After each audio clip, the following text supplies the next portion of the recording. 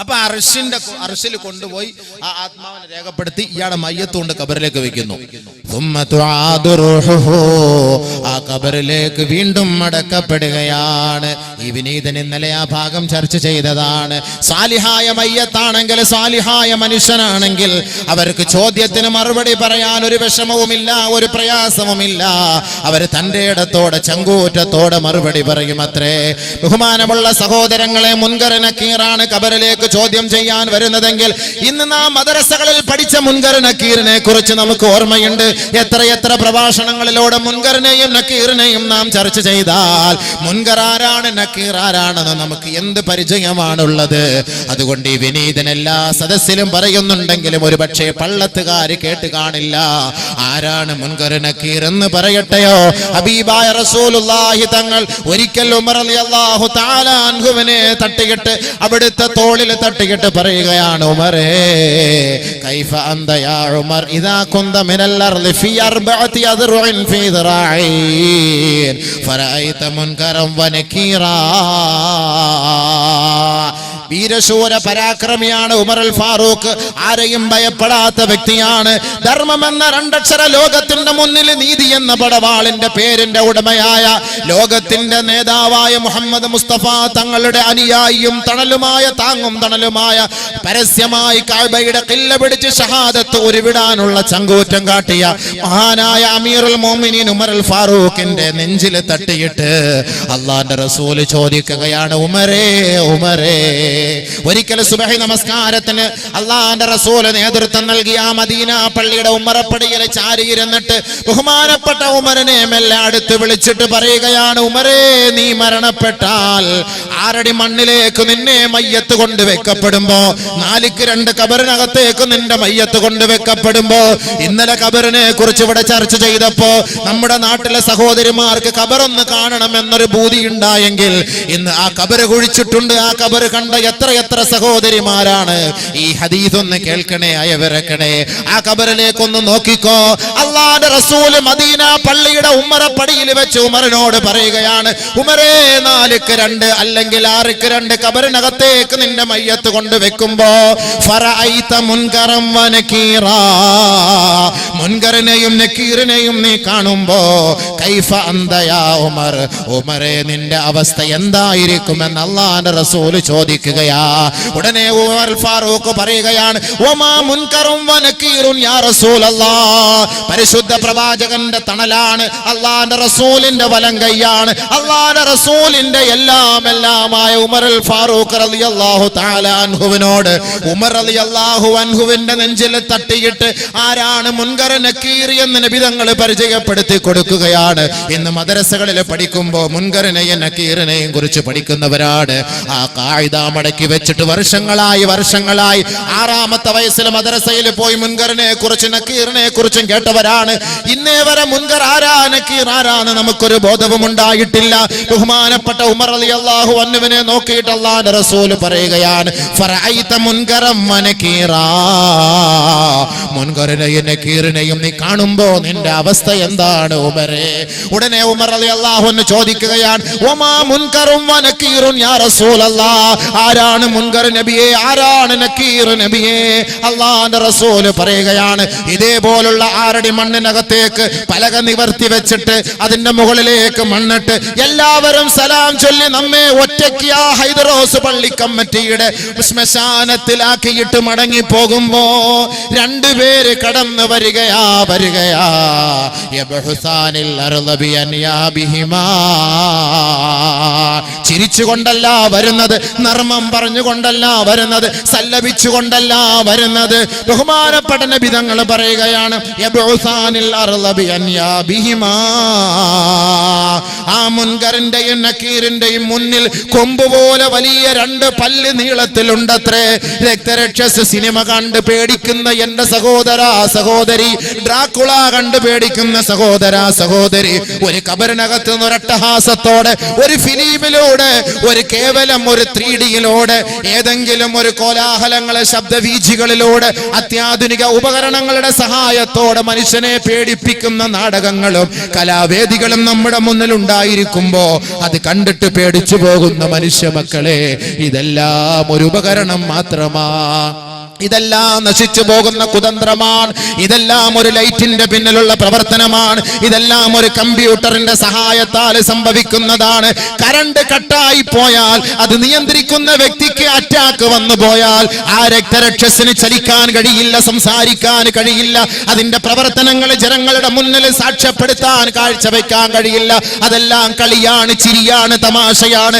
50 or 100 റുപ്യ കൊടുത്താൽ കാണാൻ കഴിയുന്ന കേവലം ഒരു വിനോദം മാത്രമാണ്. ണെങ്കിൽ ബഹുമാനപ്പെട്ട ഉമറിന്റെ മുഖത്ത് തട്ടിയിട്ട് അല്ലാഹുവിന്റെ റസൂൽ പറയുകയാണ്, ഉമറേ, 6 അടി മണ്ണിനകത്തേക്ക് നിന്നെ ചോദ്യം ചെയ്യാൻ വരുന്ന മുൻകർ ആരെന്നറിയോ, നക്കീർ ആരെന്നറിയോ? അവരുടെ മുന്നിൽ 2 വലിയ പല്ലുകൾ തള്ളി നിൽക്കുമത്രേ. അത് തേറ്റപ്പല്ലാണ്. ഭൂമിയെ ഇളക്കി മറിച്ചുകൊണ്ടാണ് വരുന്നത്.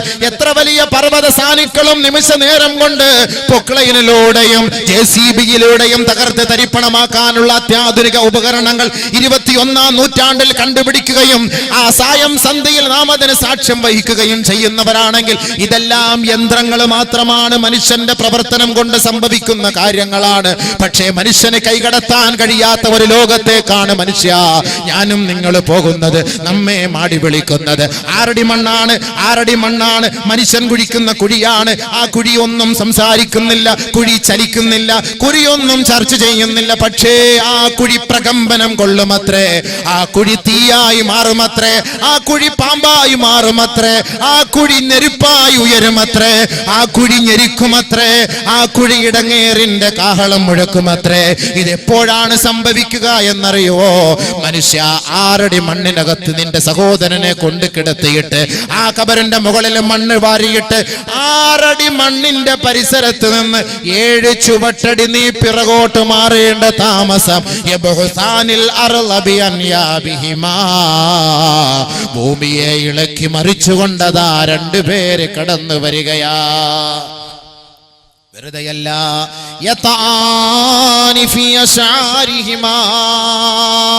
അവരുടെ പിൻഭാഗത്തും മുടി ജട പിടിച്ച് കിടക്കുകയാണ്.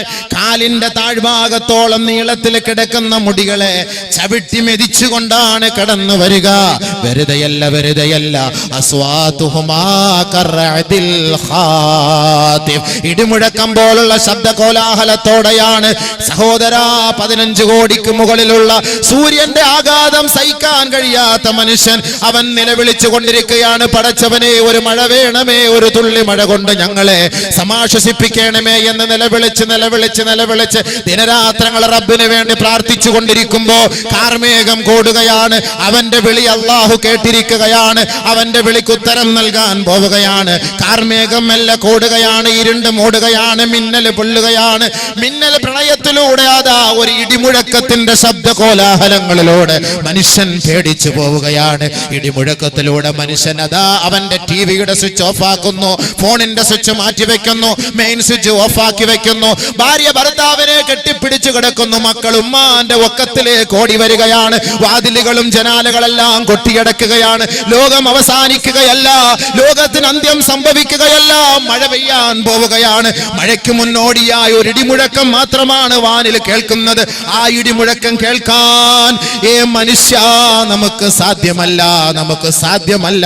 മനുഷ്യൻ പേടിച്ചു പോകുന്നുവെങ്കിൽ ആ കബറിനകത്ത് ഇടിമുഴക്കത്തേക്കാൾ ഘോര ശബ്ദം മുഴക്കിക്കൊണ്ടാണ് 2 പേര് മെല്ലെ കടന്നു വരുന്നത്. അസ്വാതുഹുമാ കറഅദിൽ ഖാതിഫ്. ഇടിമുഴക്കം പോലുള്ള ശബ്ദ കോലാഹലങ്ങളോടെ 2 പേര് കടന്നു വരികയാണ്. അബ്സാറുഹുമാ കൽബർഖിൽ ഖാസിഫ്. മിന്നൽ പോലുള്ള പ്രകാശമാണ് അവരുടെ കണ്ണിന്റെ ഇമകളിലൂടെ ഗർജിച്ച് നിർഗളിച്ചു കൊണ്ടിരിക്കുന്നത്. ആ മിന്നൽ വേഗത്തിൽ അവരതാ തന്റെ അരികിലേക്ക് കടന്നു വരികയാ. വെറുകൈയോടെയല്ല, വമഅഹുമാ മിർസബത്തും മിൻ ഹദീദ്. ഇരുമ്പിന്റെ ദണ്ഡുമായിട്ടാണ് കടന്നു വരിക. ഒരു കയ്യിൽ ഒരാളിന്റെ ഒരു കയ്യിൽ ഇരുമ്പിന്റെ ദണ്ഡുണ്ട്, മറ്റൊരാളുടെ കയ്യിൽ ഇരുമ്പിന്റെ ദണ്ഡുണ്ട്. ആ ഇരുമ്പിന്റെ ദണ്ഡിനെ കുറിച്ച് അല്ലാഹുവിന്റെ റസൂൽ പറയുകയാണ്, ലൗ ളുരിബ ബിഹാ ജബലുൻ ലസാറതു തുറാബാ ഔ റമീമാ. എത്ര വലിയ ഉഹദിന്റെ മല നാം കണ്ടവരാണ്, എത്ര വലിയ പർവ്വതങ്ങൾ കണ്ടവരാണ്.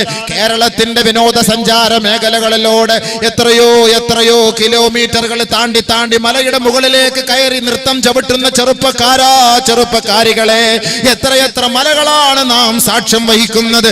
ആത്മഹത്യ ചെയ്യുന്നതിന് വേണ്ടി മലയുടെ മുനമ്പിൽ കയറി നിന്ന് കിലോമീറ്ററുകൾ താഴേക്ക് എടുത്തു ചാടുന്നത് അള്ളാഹ്ക്ക് വേണ്ടിയല്ല. നിന്റെ ലവ് മാരേജ് നഷ്ടപ്പെട്ടു പോയതിന്റെ പേരിൽ, നിന്റെ കാമഭ്രാന്തത്തിന് പരിഹാരം കാണാൻ എത്ര മലയുടെ മുകളിൽ നിന്ന് എടുത്തു ചാടുന്നുവെങ്കിൽ ഈ മലകളെ നിനക്ക് അള്ളാഹു നൽകിയത് എന്തെന്നറിയുവോ? നാളെ നിന്നെ ഖബറിലേക്ക് ചോദ്യം ചെയ്യാൻ വരുന്ന മുൻകറിന്റെയും നക്കീറിന്റെയും കയ്യിലുള്ള ആ ദണ്ടുണ്ടല്ലോ, ആ ദണ്ട് കൊണ്ട് ഈ മലയുടെ മുകളിൽ എങ്ങാനും ഒന്നടിച്ചാൽ ലസാറതു തുറാബാ ഔ റമീമാ, അത് ഭസ്മമായി പോകുമത്രേ, ധൂളികളായി പോകുമത്രേ, മണൽ തരികളായി പറന്നു പോകുമത്രേ. അത്രത്തോളം കടുപ്പമേറിയ ഇരുമ്പിന്റെ ദണ്ഡുമായി ഈ 80 കിലോ മനുഷ്യന്, ഈ ചോറ് തിന്നുന്ന മനുഷ്യന്, ഈ പത്തല് കഴിക്കുന്ന മനുഷ്യന്, ഈ റൊട്ടി തിന്നുന്ന മനുഷ്യന്, ഈ ഫ്രൂട്ട്സ് തിന്നുന്ന മനുഷ്യന്, ഈ 100 കിലോ ഉള്ള മനുഷ്യനെ, അല്ലെങ്കിൽ ഏറിയാൽ 120 കിലോ അല്ലെങ്കിൽ 500 കിലോ ആണെന്നിരിക്കട്ടെ, നിന്റെ മയ്യത്തിന്റെ അരികിലേക്ക് അവർ കടന്നു വരികയാ. അവർ കടന്നു വന്നുകൊണ്ട് ഉറക്കം മതിയാക്കടോ, ഉറക്കം മതിയാക്കടോ, എഴുന്നേക്കടോ എഴുന്നേക്കടോ എഴുന്നേക്കടോ എന്ന് ആ ഉറങ്ങിക്കിടക്കുന്ന മയ്യത്തിനെ വിളിച്ചുണർത്തുമ്പോ 2 ഭീകര ജീവികൾ നിൽക്കുകയാണ്. ഒരാൾ കാലിന്റെ ഭാഗത്ത്, മറ്റൊരാൾ തലയുടെ ഭാഗത്ത്. നിന്നോട് ചോദിക്കുകയാണ്, മൻ റബ്ബുക, ആരാണടാ നിന്റെ റബ്ബ്? ഫയഖൂലു, അവൻ പറയുകയാണ്, ഹാ ലാ അദിരി ലാ അദിരി ലാ അദിരി. നമസ്കാരമില്ലാത്ത ചെറുപ്പക്കാരാ, നീ മരിച്ചു പോയാൽ ഖബറിനകത്ത് ഈ ചോദ്യത്തിന് മറുപടി നീ പറയുന്നത് ലാ അദിരി, എനിക്കറിയില്ല. എന്താണത്? ആരാണത്? എന്താണത്? എങ്ങനെയാണത്? ആരാണത്? ആരാണ് റബ്ബ്? ഫയഖൂലു ലാ അദിരി. ആരാണ് നിന്റെ റബ്ബെന്ന് ചോദിക്കുമ്പോ അറിയില്ല. ഏതാണ് നിന്റെ ദീനെന്ന് ചോദിക്കുമ്പോ അറിയില്ല. ആരാണ് നിന്നിലേക്ക് നിയോഗിക്കപ്പെട്ട പ്രവാചകനെന്ന് ചോദിക്കുമ്പോ ഫയഖൂലു ഹാ ലാ അദിരി ലാ അദിരി, അറിയില്ല എന്ന് പറയുമ്പോ മാലാഖമാരുടെ നിറം മാറുകയാണ്, അവരുടെ സ്വഭാവം മാറുകയാണ്, അവരുടെ ഉദ്ദേശ ലക്ഷ്യങ്ങൾ എന്താണോ ആ ഉദ്ദേശത്തിലേക്ക് അവർ കടക്കുകയാണ്. അത് വെച്ച്